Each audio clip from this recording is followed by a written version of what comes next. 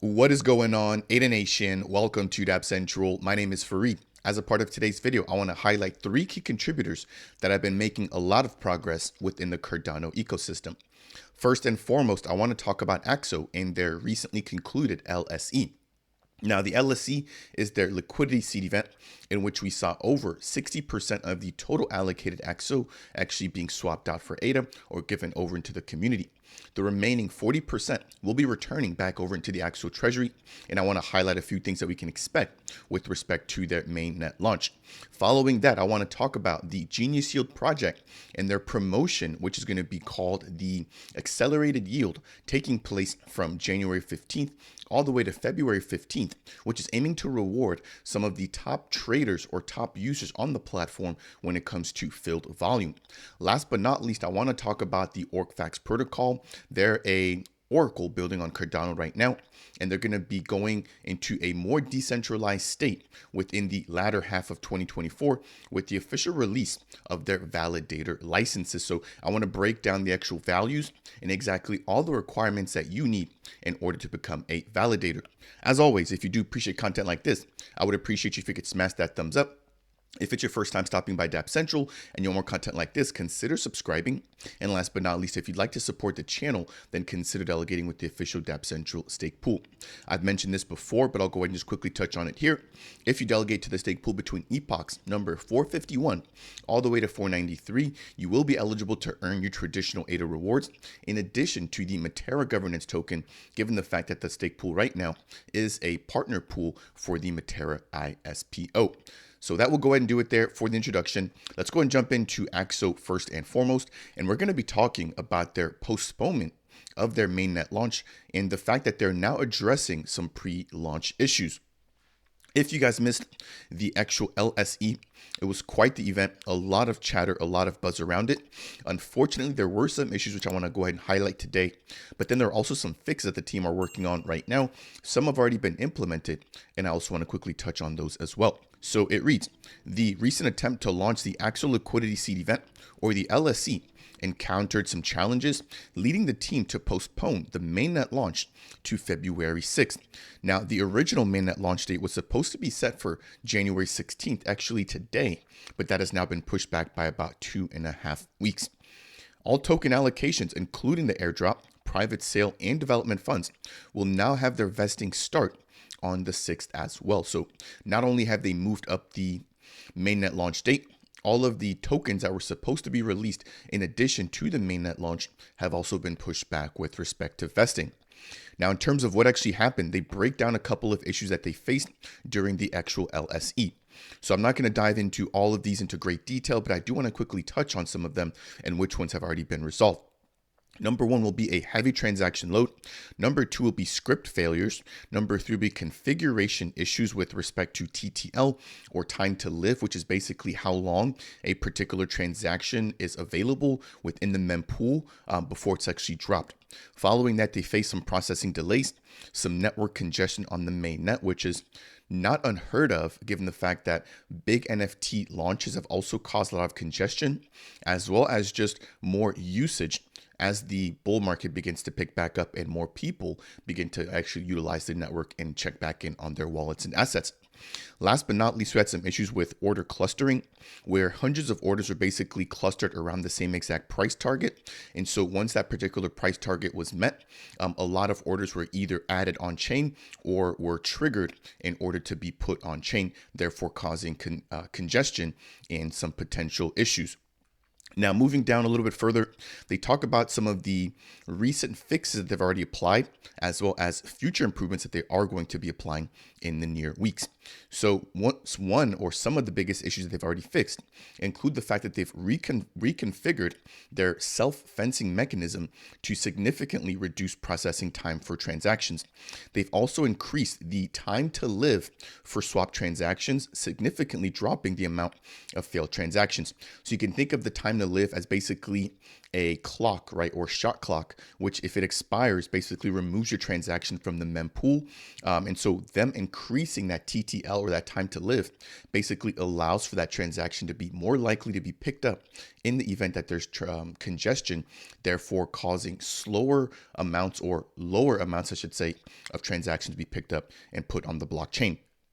In terms of future improvements, the team is going to be enabling the extension of the TTL upper limit for closing transactions to 24 hours. So whenever you're going to be placing an order on AXO right now, or moving forward, I should say, when they make this upgrade, your order will have at least 24 hours before it's removed from the actual mempool if it's already picked up and put within a UTXO.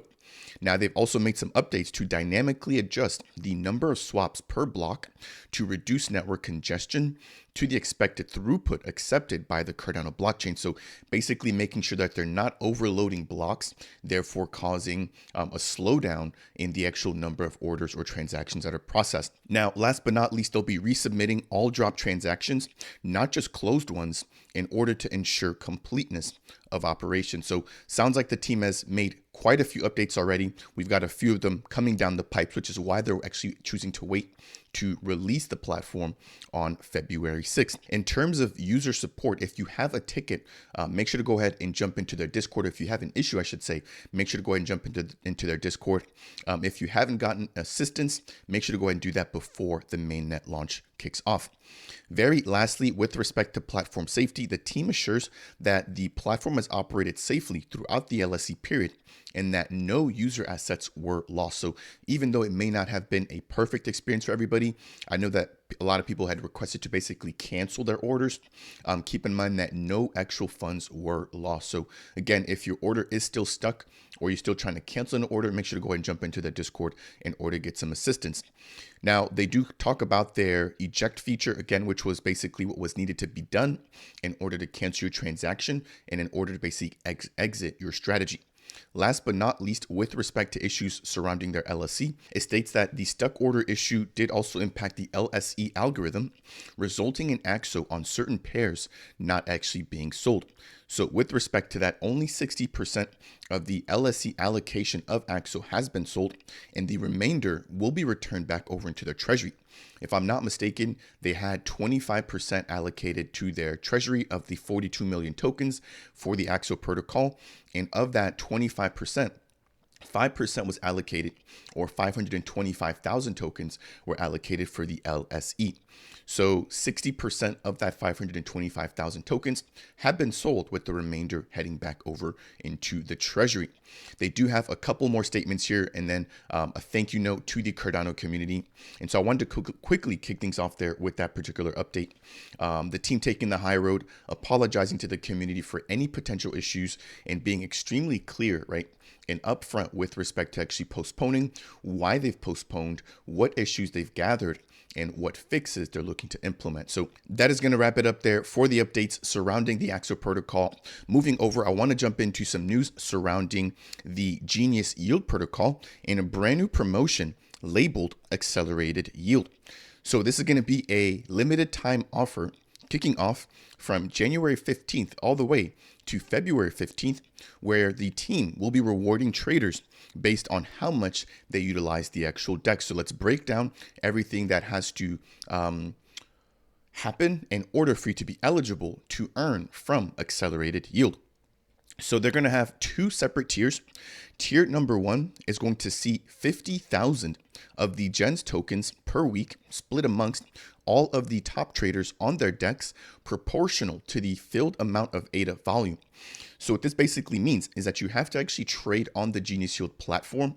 As you do and as you fill orders, they're going to basically take 50,000 of the GENS tokens and split that amongst all traders proportional to their ADA volume. Now, tier number 2 will be specifically for power users or people that utilize the DEX and have a certain amount of ADA filled when it comes to volume. Now, they're going to have to trade at least 12,000 ADA in terms of filled trades in each promotional weekly period. And if you're able to complete that or satisfy that requirement, you're actually going to receive an additional 20% of all the DEX fees, I believe, for that particular week.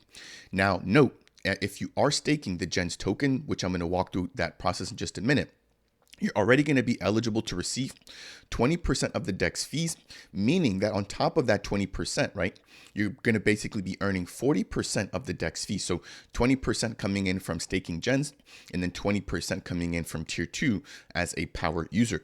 Now, I could imagine that you could qualify for tier 1, where you get a portion at 50,000 gens, in addition to being a power user and earning the rewards from tier 2 while also earning the staking rewards from staking your gens. So it looks like you could potentially be in for quite a bit there if you're eligible. And in order to break down who is eligible, for tier number 1, it states that anybody who places an order on the Genius Yield DEX, which is either partially or fully completed, will be eligible for that tier 1 reward during the eligibility period, or between January 15th all the way to February 15th.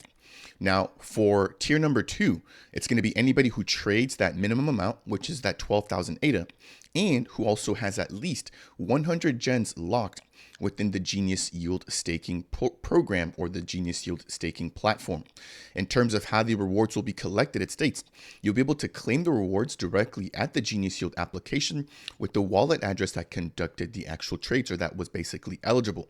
Last but not least, as I mentioned before, the program kicks off on January 15th at 12 o'clock UTC, and it'll end on February 12th at 11:59 UTC.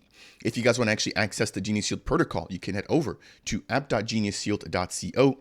From here, you can swap ADA for any of the following assets that are listed here in this particular dropdown. So we've got Sunday, Min, Li-Fi, Husky, Meld, Flack, Empower, Fact, Vi-Fi, Milk. I mean, the list is really, really deep here, and they basically cover all the top tokens right now within Cardano. Now, I did also mention the fact that you can also go ahead and actually stake, or that you will need to stake at least 100 of the gens token to be eligible for that tier 2 reward.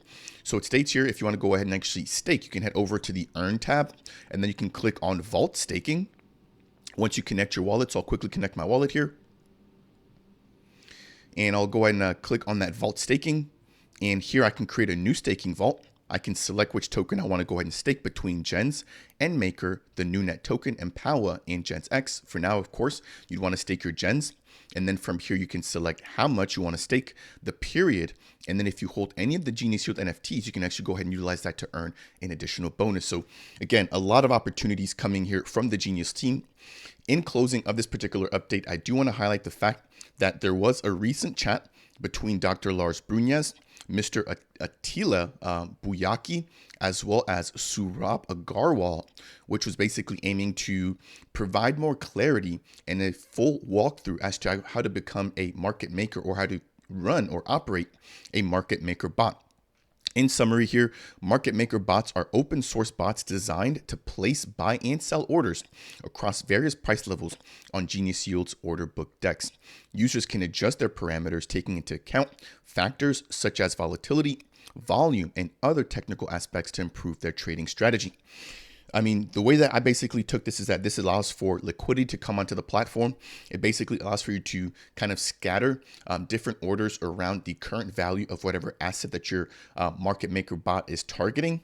And as the price of that particular asset fluctuates up and down, the market maker bot will potentially fill orders at some lows and then sell a little bit at highs within a particular range, allowing you to basically arbitrage and make a little bit of profit as users basically push the price up and down for that particular asset.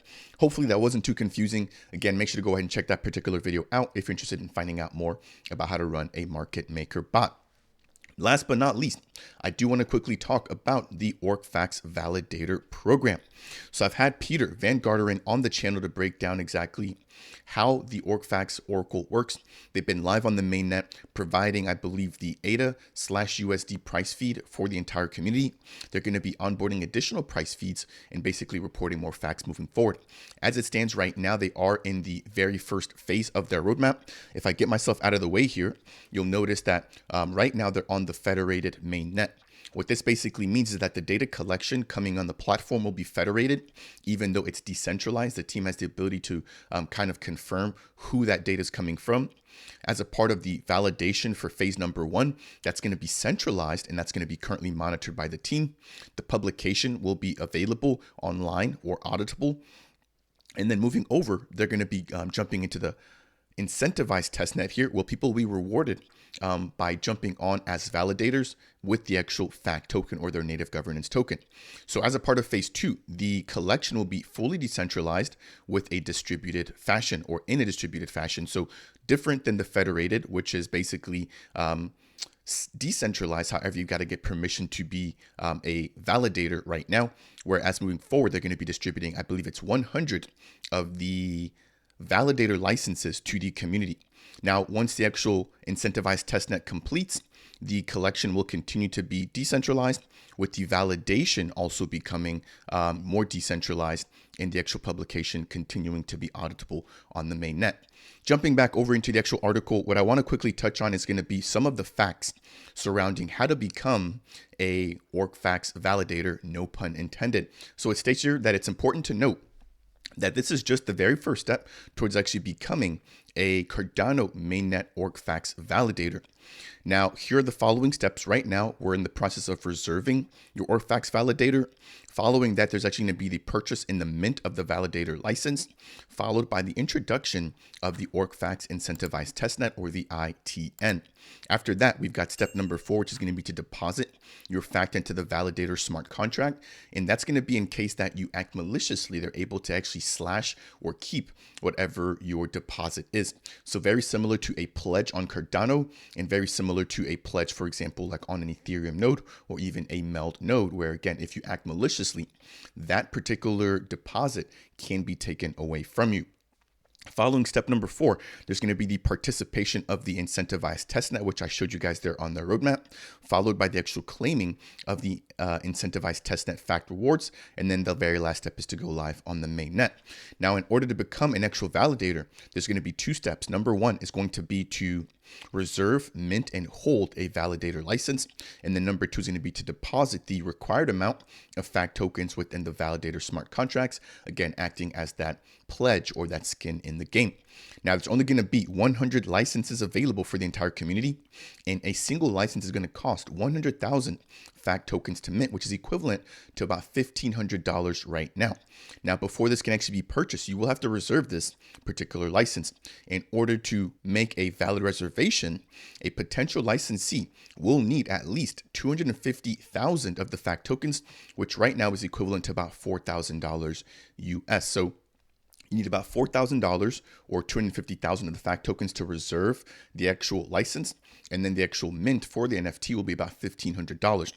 Now, last but not least, we have the required FACT deposit, which will be determined by the market value as of the 1st of March of 2024, whereby at least $500,000 or $10,000 equivalent of the FACT token will be required.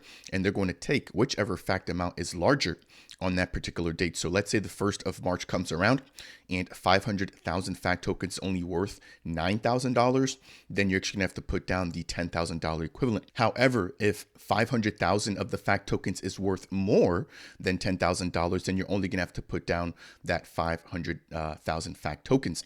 So in closing, it states that the reservation process will start on February 17th at 1900 UTC, and it'll end officially 1 week later on February 24th at 1900 UTC.